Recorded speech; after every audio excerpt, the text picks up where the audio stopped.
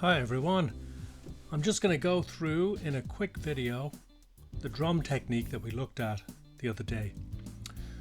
So what we've got here is a drum bus with two samplers routed to it. Each sampler has a slightly different kit. What I'm doing is I'm layering up the two sampler drum kits to get a slightly thicker sound. But then after that I'm going to apply some processing to it, dynamics processing, in a technique called parallel compression, because I'm actually sending from the two samplers, the two drum samplers, to two plugins. One is a compressor, the other one is a transient shaper, and then by combining all those together in one big drum bus, you'll get a kind of a more exciting, thicker sort of drum sound. And you can apply this technique to any drums and it'll work quite well. So let's go back and listen to our track. So you remember this? Let's focus on the drums. So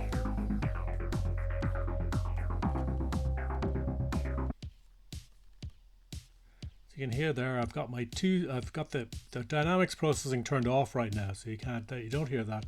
You're just hearing the sample drums. And then we'll mute them. So here's one sampler. Here's the second sampler. You can hear they're a little bit different. And layered up, you get a kind of a more like present sort of sound. And that's a common enough technique, layering sampled drums. But then you can see on those drum sampler plugins, I've got a couple of sends. So bus 3 and bus 4, and those are sending to this bus, which I think it's called drum processing, and then the second one is called 1176, and we'll explain those now in a second. So for drum processing, this one is where I have my transient shaper, and I also have an EQ. And on the second one, I have a compressor.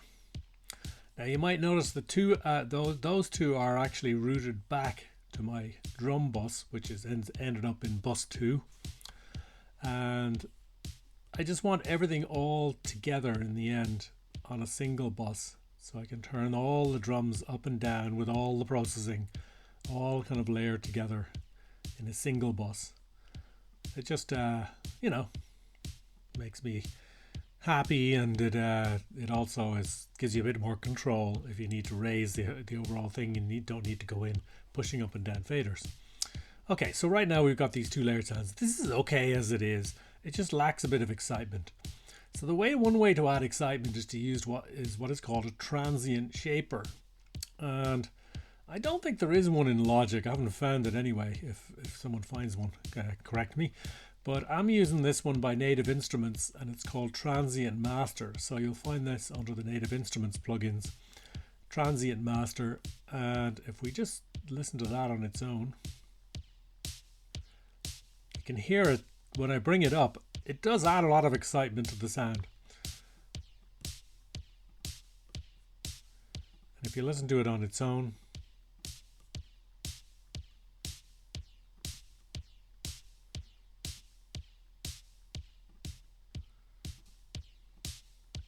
just adds a bit of sparkle to the mix. So there's a couple of things. It's actually shaping the kind of dynamic envelope of the drums, and I've applied an EQ to it, which is something you want to do because you're already getting I've actually placed the EQ after the transient plugin, and I'm rolling off a lot of the bass.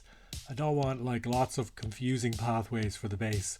I like to keep things simple with the bass. So the transient master followed by an EQ where you've cut out quite a lot of the low end, and then I've also pushed some high end for excitement,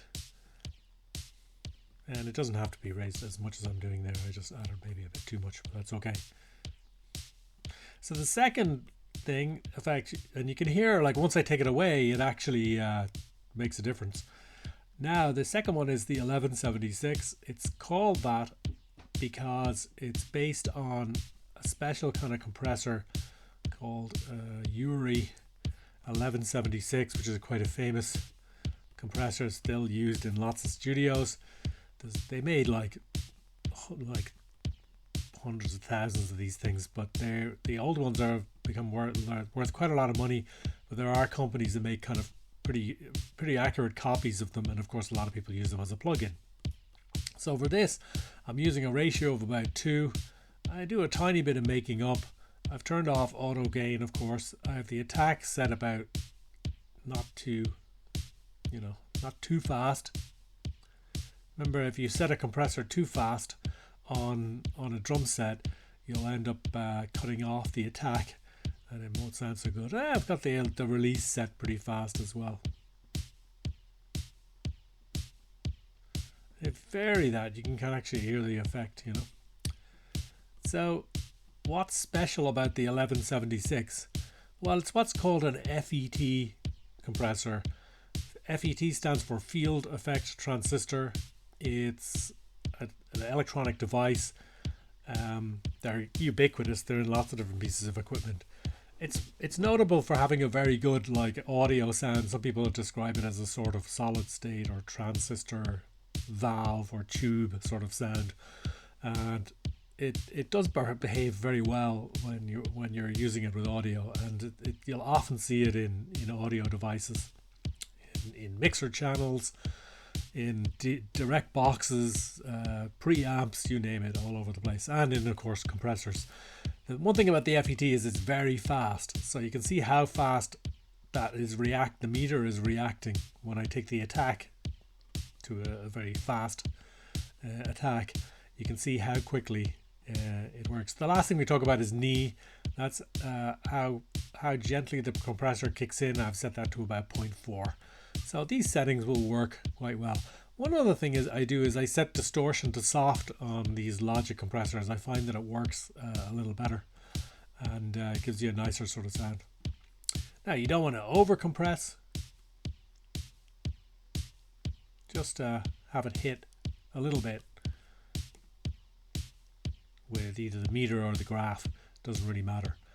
Okay, that'll do. Now we'll just listen to both together.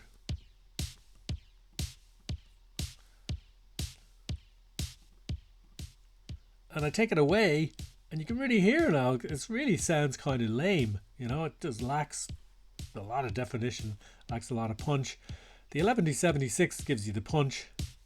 You can hear it's got a bit of a thud there, and the Transient Designer gives you that sort of sparkle, that like dynamic variation, almost that like kind of excitement, I guess, for want of a better word. And of course, having it all on one bus, I can just kind of move these around till I set them where I like them, and then you can move the entire drum bus up and down to make it work for you in the mix. So speaking of the mix, let's hear what this sounds like in the mix. So I'll take the solo off.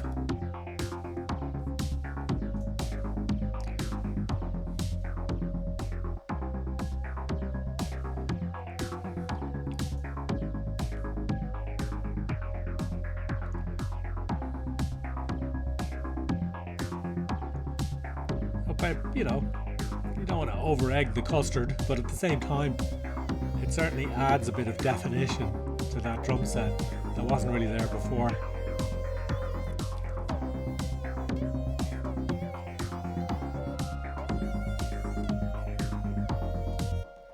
So that concludes the this like drum processing technique. This is pretty much for the synthwave project, if that's the one you're going for. I don't know if you'd really use this so much for the vaporwave one. I mean, you might do. It just depends. The vaporwave one, like we were saying in class, they tend to be a little more ambient and tend to be a bit more diffuse sounding, the drums in vaporwave.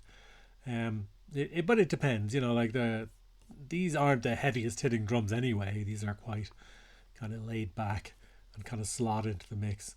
They're not like, you know, like the punchiest sample drums that you come across, but they're not bad. They're pretty good. Okay, that's it. That kind of concludes the this technique of parallel processing on some layered sampled drums. So we'll just play out now with a little bit of the Yamaha demo track, which I kind of like very much. All right, take care. Any questions, of course, you know where to find me. Watch the video, try the technique, and follow up if you have any questions. Thanks, everybody.